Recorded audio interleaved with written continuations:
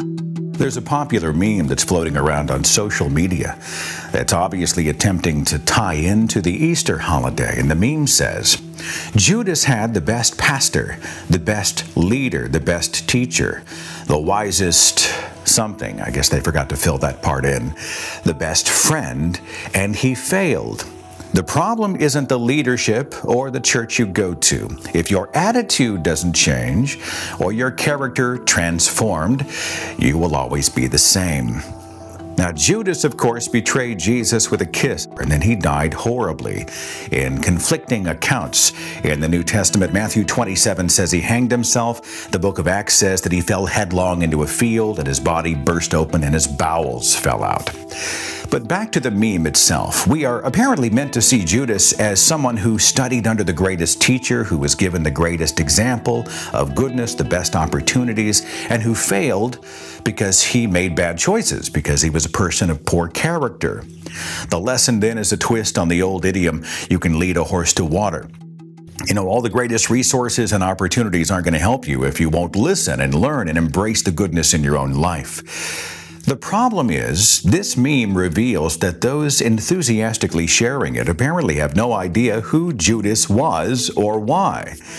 Judas was not some pathetic loser who screwed up a good thing because he was stupid or short-sighted or greedy or simply decided to make the devil his god.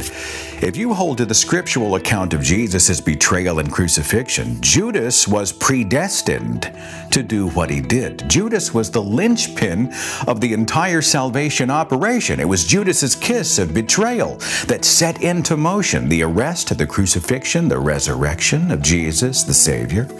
It was a kiss prophesied and predicted in advance, because as the cornerstone of God's salvation plan, Judas had simply been given no choice, or at the very least, God chose not to go and intervene on his behalf when he saw the betrayal coming. From the moment of his birth, Judas was a dead man walking. Every moment of his life was a precursor to that key moment when he would mark Jesus Christ for torture and execution.